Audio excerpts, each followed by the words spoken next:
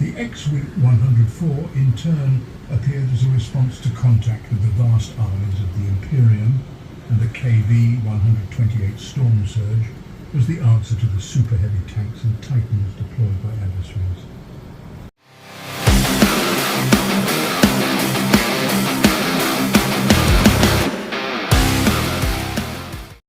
Alright, in this drawing I present to you my imagination of a female space marine. I'm going to call this the Ladies of Warhammer, the Incel Chud Edition. Maybe I'll start a calendar. I had fun drawing this one. I'm getting a little bit better with my line art. Still having a little bit of problems with perspective though. It's kind of, I found myself having to erase it and go back a lot. Drawing perspective, we used to do drills where, you pick a point, and I think I'm gonna have to start doing that again. I'm gonna take some anime tutorials. I want to learn how to draw anime style art. I know I was watching some videos and they have like a real specific way they do their faces, and they kind of have a different style depending on what your whether it's a protagonist, an antagonist, evil, good, different types of personalities. And I want to learn how to kind of do the basics. I just think anime is really neat, and I never really properly learned how to adopt that style, but I think that would be fun. Let me, if you guys have any requests for drawing, lay them on me. I do take requests. I'm trying to keep it Warhammer themed, if you will. I'm not. I do want to. Well, yeah, just lay them on me. If you got any requests, I'll start doing them, and let me know what you guys think of this one. I had a couple of ideas of what I wanted to talk about in this video, but I got some really good comments, and so I think what I'm going to do is I'm going to respond to those. So with no further ado, let's jump in. All right, first comment. G-Doggy EMC2XC. I'm 50 and I'm all tapped out. There's nothing more I want to do with my life or in my life. Sounds bad, I know. As for the meaning of life, nah, I'll be damned if I know. And that's in response to my the video I just put out. Why do we go so hard? Why do we do what we do? I feel you. I really do. I will say that's almost like exactly how I was feeling when right around the age of 45, right before I went on testosterone, before I got my blood test for checked for testosterone. I was going through I don't know, man. I didn't want to train anymore. I thought my wife was beautiful, but I wasn't interested. Like, I just lost my drive. I hated my job. All I wanted to do was just sit there and watch YouTube videos. Like, I was good. But, having a family and everybody else, people that wanted dad in their life, and I felt bad because I just didn't want to have anything to do with any of them. I kind of made myself go through the motions. I was still training. That's weird. Having body dysmorphia helps, and of course having the equipment in the garage. But I wasn't getting good workouts in. I was just going through the motions, And it seemed like every week it just got a little less and a little less. And then I went and got my blood work done, and even then, when I came back low, I was really proud of being natural. I'd made it all the way to the age of 45 as a natural. And I was even maybe one of those sanctimonious natties, like, I'm natural, I don't need any of that stuff. Boy, I tell you what, it kind of sucks to be wrong about things, and then have to kind of come back and say, oh, I was wrong, guys. But in this instance, I was never happier to admit I was wrong in my entire life. It was all those years that I would kind of bag on guys for cheating, saying I didn't need any of that stuff. And then it changed my life so profoundly and so quickly, like in 2 weeks, that I was happy to report that I was absolutely 100% wrong. And if I would have known how much of a difference it made, I would not have waited to the age of 45, because I'd actually been kind of going through that for maybe a year. It was getting worse and worse. And I just thought it was, part of getting older. I had no idea. And I don't know if it's not really an argument for or against. I'm only speaking to my personal experience, but I tell you what, it was a huge game changer. Now, I don't know your situation personally. I don't know if you are natural or not, or if you've seen a doctor or gotten that done, but this is more to any guys our age that are kind of like feeling that way, feeling like, life grinds us down, man. It is a grind. It's a grind getting up every day, doing the same thing over and over again, and then finding out you have another 10 years to retirement, and you're like, how do you do it? How do you do it? I don't know. How do we do it this long? I don't know. We just do. That aside, I feel like, I don't know. This is one of those things where it's like nobody wants to hear advice when your life's like that. Like, but I'm just wondering, like, I guess my question would be, what do you do? What do you enjoy? Like, what do you do just for fun? And it could be reading a book. It could be watching movies or playing video games, whatever. Like, what do you do that you get enjoyment out of? Like real, genuine enjoyment. I'd be curious to know, because I think that's sort of where I tell people to spend their energy. Like, start simple. Start with little things, try to find the meaning of life. Like, I don't know. Hell if I know.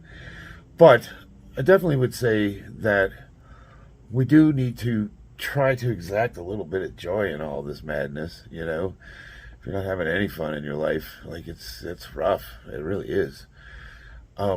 I find little moments of joy in everything I do, even at work, even in like the worst situations. I just find little moments of joy, and I don't know. There's more to. I want to go deeper and get all philosophical on you, but I don't know. I just feel bad, like it just takes me back to that where I was, and you know what? I almost want to hang out. I wish you could just come to Vegas and just hang out for like a week. You know what I mean? And we could just chop it up and see where two old dogs. Like where do we go from here? That kind of conversation. But hey, I'm here for you. So hit me up anytime, man. Like, because I feel you. I really do. Next comment, Leorn OC608.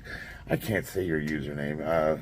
You last video I did, we were talking about my short shorts, and you responded, and with a rather deep comment. So you were talking about. You said, check out how childhood trauma affects health across a lifetime. Nadine Burke Harris, TED Talk. Like me, you've got a few, so I think the fact that you're having fun in your later years and training hard is honestly a great thing. Well, it's one of the benefits of kind of getting through that and working on yourself for a long period of time. You do get to the other side of some of these things, and then once you can look at these things objectively and you're like no longer living in resentment, like I might say it's my parents' fault that I wound up the way I did, but I don't live in resentment or blame them for my problems. Like, my problems are my problems. Like, once you realize the cause of the issues, you can't live in that anymore. You have no excuse. You now have to like focus on the resolution. And that's what I say to anybody who thinks that they can't get past their resentments and that's where forgiveness comes in. I think I'll tell people, like, you've got to like kind of let things go and forgive people. And it's not really for those people, it's for you. It's for us. Forgiveness kind of unburdens us and allows us to move forward. I'm a firm believer jealousy can often come packaged in criticism from others. Absolutely. Oh man, we call it the backhanded compliment. Like my ex-wife, her mother used to say things like, "Sweetie, you're too pretty to be that fat." Damn. Like, wow. But stuff like that. You get these I don't know, lifting. It's always like it's like that guy that's like, well, you shouldn't bench like that because I used to bench 500 pounds, and it's like it's kind of like trying to tell you, like, I don't know, it's hard to describe, but you know it when you see it. It's like that kind of criticism that's like, in a way it just comes off as sanctimonious or pedantic, or just a way of like them belittling you. You know, they're wrapping it up in like what's supposed to look or feel constructive, and you're like, yeah, okay, buddy. You know, there's so much scientific literature to suggest your regular training in milligrams of test is more conducive to staying healthy in the long term. Yeah, so what we're talking about is like the older guys that were saying that I need to pump the brakes because I'm going to hurt myself. And what I took from them, the ones that criticized me, is exactly what you were pointing out. What I read between the lines was they see that it's almost like I'm doing what they want to do, or I'm a reminder to them that they gave up, or they're not even trying. And so it's like, you know, I don't know, they're trying to justify by saying, hey, you need to stop or you're going to kill yourself. And without having done any kind of investigating, like none of them ever asked me, like, ask me, what are you taking? I'll tell you. It's, you know what I mean? They just make they make presumptuous comments and statements, and you get used to it. Personally, I'm agnostic, but being born in the UK, Christian values were often instilled in schools, scouts. With my experiences, I struggled to believe in a higher power. So I would say the West is absolutely wrapped up in Judeo-Christian values, Abrahamic religion. Like it's just part of Western civilization. It's part of how we're organized. Whether you are religious or not, it is like the scaffolding of our society's moral values. And so, you know, I don't know, free speech, individualism, the Bill of Rights, equal representation under the law, those can all be boiled down to Judeo-Christian values, where the individual has intrinsic value in the eyes of God, where a lot of other religions or systems, or the individual does not have value, or a spark of the divinity, if that makes sense. If you don't have that spark of the divinity, then there's no such thing as freedom of speech or equal representation of the law, equal value. There's no such thing as like every man is born equal under the the eyes of God. And whether we lived up to those values or not, that's a whole different argument, but it is enshrined in our Constitution, and I think the goal is to work in that direction, and then of course try to preserve that, because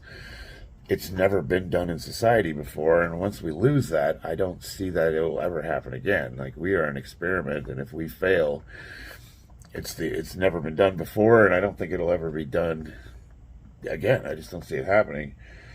Now, as far as religion, I hate religion, so I don't want people to think whether believing in God or being a Christian has anything to do with religion. I grew up a Catholic. I think Catholicism is demonic, 100%. I see most organized religion as nothing more than state control. Now, you could argue that there's a lot of good that religion does provide, because there's one thing and Nietzsche kind of touched on this, God is dead and we have killed him. Just go with the act of going to church on the weekends, and the fellowship of the families getting together, and everybody, having, dinners and lunches and barbecues and just common interests, and you were dialed into your communities, and if you needed help, you could get help, and people they knew each other, they talked to each other. Now, well, we're losing that, and people are becoming disconnected, and we don't know our neighbors, and we don't talk to anybody anymore, and we're becoming more and more isolated. And the states and media is making that divide even worse. So I think that's the good that a lot of religions can provide, and I think that there's a lot of value to being attached to organized religion because of the fellowship in the community. But as far as the actual religion itself, I think most of them have it wrong.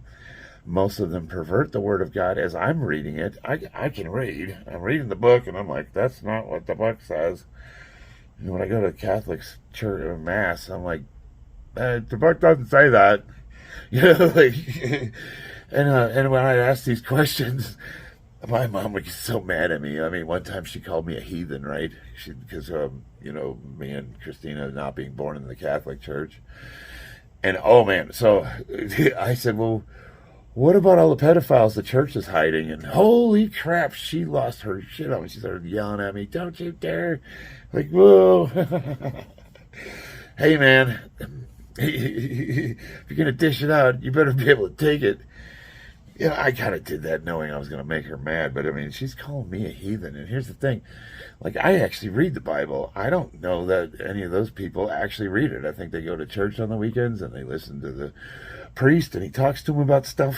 And when they go home, they watch football and do their thing. Like, I actually read the Bible. I read a lot of different religious books because I read a lot of philosophy, mythology, like a Greek, Roman. I like to see where all of the religions in the past have similarities, and you could say like, every religion borrows from the previous religion. Like a lot of people say that, Christ has a lot of similarities with Gilgamesh, and that's the, what is that, the Sumerians?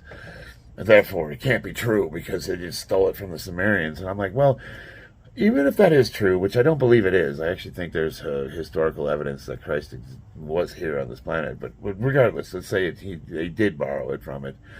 I'm more interested in how come the stories persist over time? What is it about these archetypes that cause them to keep coming up over and over and being retold in different iterations across, vast different societies and cultures, and like, why does it keep coming up? What is the truth, that correlates them, does that make sense? I find it fascinating that if you can look at the like Norse, Roman, Greek, and they all have similarities, and they all borrow really similar tales, and maybe they came from an original source, and maybe that original source was true, and it just got passed down over time. But then, like, what about it causes it to persist? Like, if there's no value behind it, if there's no meaning, if they're just stories and they mean nothing, then why are we drawn to those archetypes? What is it about the hero's journey that we find so fascinating and want to emulate in our own lives? And it's interesting to me because I think, just besides the fact that I find it fascinating, I think that there's some truth to be discovered in that. And I guess that's the one thing you and I have in common is, even though you're agnostic and I say I'm a Christian, is we are both trying to discover truth. And I think those are where the conversations have value. And I think they're fun, too. I don't know about you guys, but I just find it fun to talk about. It's interesting because, I have those aha moments when I'm talking to people, even if they're atheist or agnostic or of a different religion.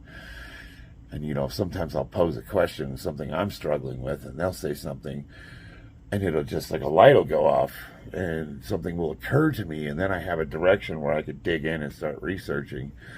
It's almost like you ask for the topic and the universe answers. Is that proof of God? I don't know. Could it be considered evidence? Maybe. Sure feels like it sometimes. All right. Next comment. Mama Momana. Similar to you. I feel that some days I have a guardian angel and other I don't know anything. Personally, I'm agnostic. That's 2. Not that that's a problem. Which is really just saying I don't know. Well, yeah, it's exactly that. Some days I feel like God is real and others I don't. There's evidence for both sides, but I just don't know yet.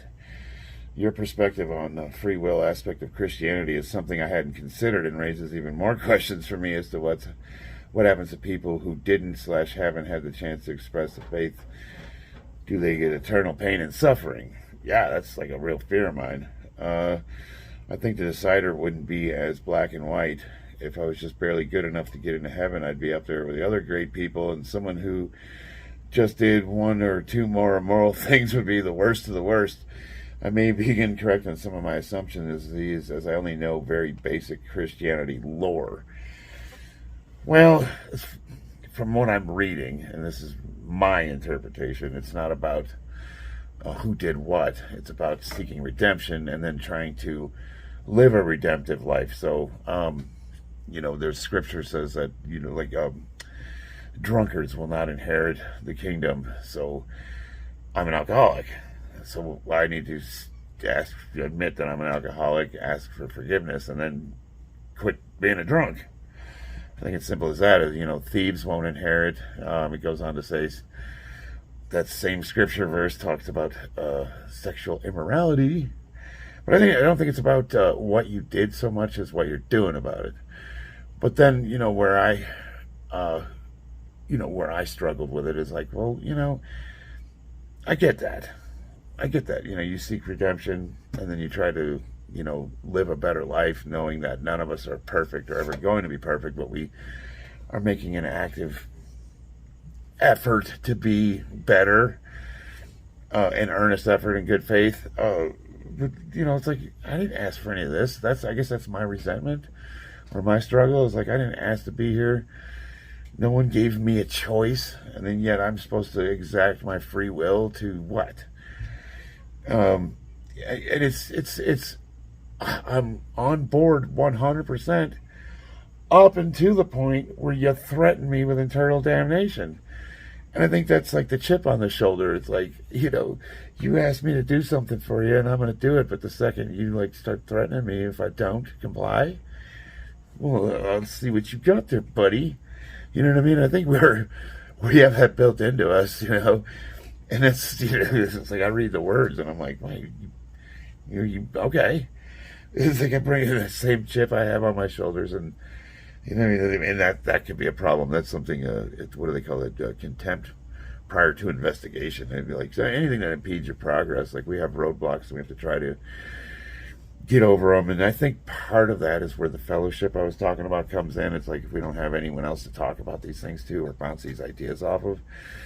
Like I don't know. It's weird though. I find, for me, that if I pray about something and then I read the Bible or seek the answer, ask for the answer to be revealed, it'll generally come to me, and it's usually through another person, or I read it in scripture, or I'll see something on YouTube or something, and the answer will usually slap me in the face, like, oh wow, like today I was talking about this specifically, and then all of a sudden like a bunch of YouTube videos on this very topic came up in my feed, and I'm like, is it just Alexa listening to me again? Possibly. I don't know. I think that's the faith. We all struggle with it. What did God say? Or Jesus said, if we have faith the size of a mustard seed, we can move mountains, which means that all of us have such little faith, and if we would tap into that, we would have power that's unbelievable. Again, I don't know. I'm so profoundly grateful for everything that's happened in my life and all of the grace that I've been blessed with. And I am living proof of grace. If there's anybody that's less deserving of the life I have, it's me. I don't know anybody. I don't know anyone who's less deserving of the life I have. And I'm profoundly grateful for it. And every time I get stuck in these little mini depressions, I try to think about that. It's like, man, you got it pretty good for somebody who's, you're asking for a lot considering the situation that that you put yourself in over the years. I mentioned, I said, I could tell by your response that, and most of you guys, I could tell you guys are really smart cookies, because I think smart people really struggle with this stuff. It's almost like we think too much. And I sometimes wonder, are people they're simple, do they have it easier because they're just not concerned with stuff? It's just like, they're like, okay, sounds good to me, dude. And, we're over here trying to dissect everything and trying to exact proof or look for evidence, and then even then, and we go back and forth all the time, and we're just struggling with it. And a lot of it is trying to find the loopholes. It's like, can you have your cake and eat it too? It's like, I have this thing I really like, and then you're saying I can't have it, and it's like, Like, you try to convince yourself, it can't be that bad, am I really going to go to hell because I like to do X, or, and then the Bible clearly says that, it's just the whole thing, and then you get to thinking, like, I didn't ask to be here, like, why are you trying to tell me to do? And it's like, God gave us free will, and it's fine to use the free will as long as we're using it to serve His will and all that. And I'm like, well, how's that free will? You can do whatever you want as long as you're doing what I want you to do. That doesn't sound like free will. That sounds like coercion to me. And then maybe I'm thinking, am I overthinking this stuff too much? And am I not being grateful for all the grace and all the gifts that have been given to me? We all go back and forth. I think that's the struggle. And I don't know. I don't have the answers for you. All I know is that I will say, the one thing you say is that lack of evidence. And I think the reason why I started to believe is because I was reading the Bible. Amongst the other things, I have the Quran, I have the Mormon's book, I have some Buddhist literature, I have a bunch, because I like studying theology. I have a bunch of different religions, and I couldn't help but notice that the only one I saw evidence for was the Bible. And because of all the stuff that's going on in the world, like, there's some really, really specific things that have happened that are evidenced in the Bible. And it just really slapped me in the face, like, whoa. The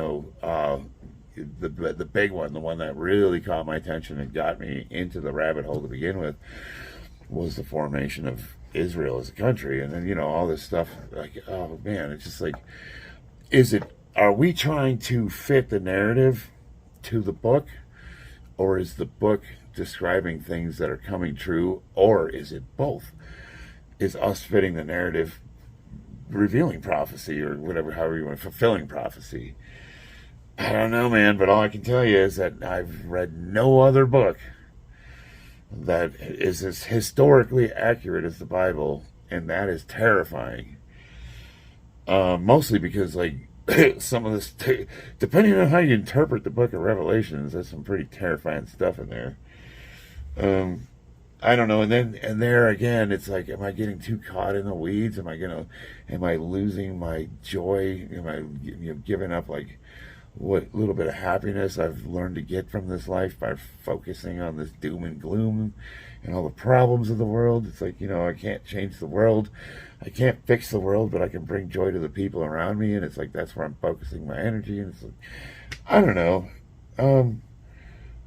I think one of the messages I did get reading the book is that we really shouldn't be worried about the outcome too much. It's like, if we have faith and we believe and we're doing what we're supposed to be doing, we're going to be okay. That's the message I got. So, I don't know. I'm just going to try to go with that. Try not to get stuck too much in the weeds, We'll see. I'm just going to keep doing my thing. I'm going to keep digging in, keep trying to learn, and keep trying to discover answers. And we'll keep having these conversations and see where that goes. Maybe that's part of it. This video's going on 30 minutes long, man. My videos keep getting longer, but I would be remiss if I didn't mention Danny Wolf Strongman. Maybe the best answer I've read in a long time. Purpose of life. What is the reason? What is my purpose? Well, I can tell you it's not for one big thing or event. Your actions matter, not so much the event. Like the time you held the door open for the person who gave up on human kindness. For the guy deep in thought on the bench, you walked by and said, hey, nice day. And he thought, well, okay, I won't kill myself today. Like the lady that in line that was $10 short for buying food. And you said, hey, I got this. For, when you taught a child to ride a bike or how to fish. For meeting the love of your life. I wonder, who do you love? Me? Am I worth it for spending time with your wife and kids or friend, having the time of your life? Not because you like doing this thing, but because they're loving it? For the time you spotted someone in the gym and saved them from hurting themselves? Or worse, these are the big events? What, the person, I'm going to paraphrase, but the person you did all that for, yes. Yeah, they were. Yeah, the child who can ride his bike, the person you stopped. For getting past all the hurdles in life and sharing the fact we can change, there is hope. Amazing. I guess we can add the pride I feel for the man you become. I kind of like a dad or a really big brother. So why are you here? What is your reason? I can tell you it's not for one big event. Yeah, I agree with you. It's for all the things we do every day and never know how it affects others.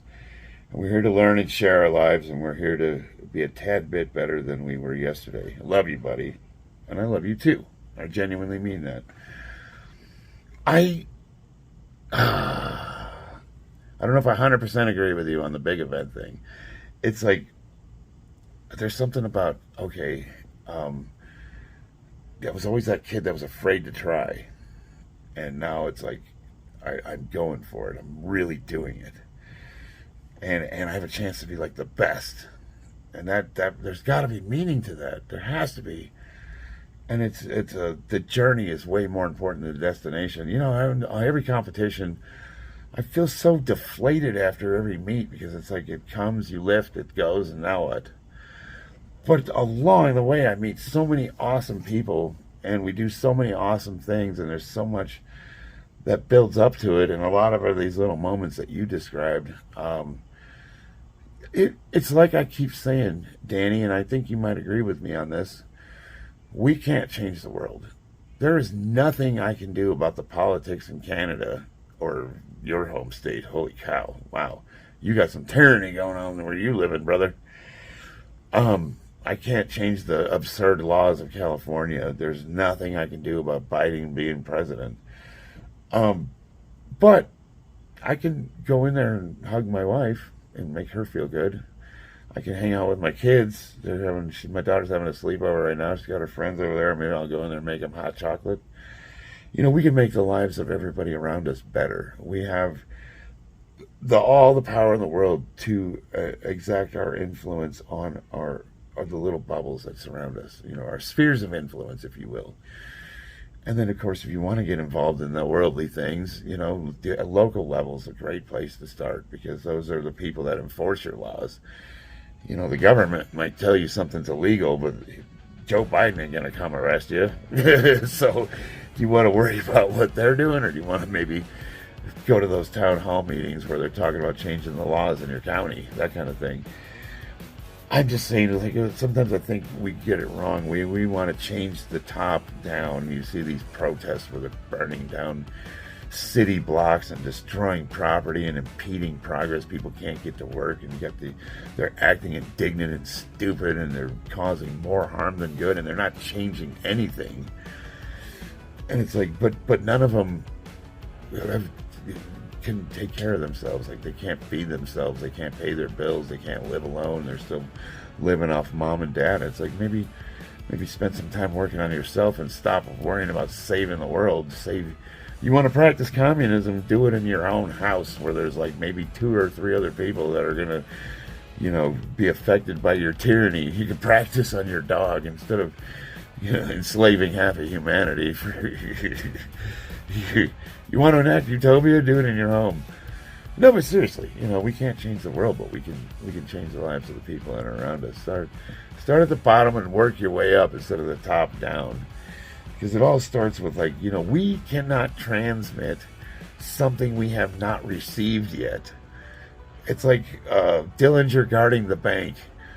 Or if I was still drinking, me going to an AA meeting and trying to get sponsees.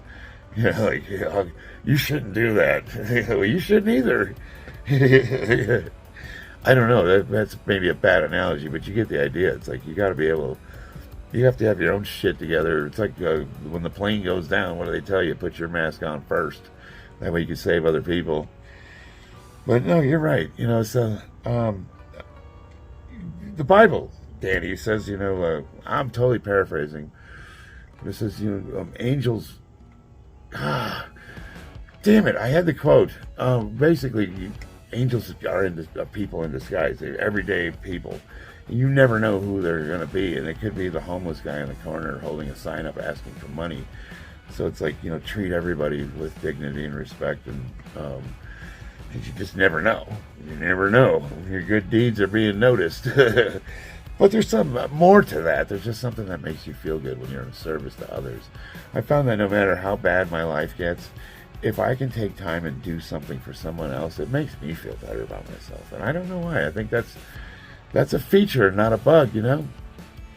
Well, this video is one of the longest ones I've made, and they're getting really easy to make, and I love making them. But, I gotta get my kids to bed, and it's getting late, so I love you guys. Drop me some comments, let me know how you feel about all this. I'll see you guys on the battlefield.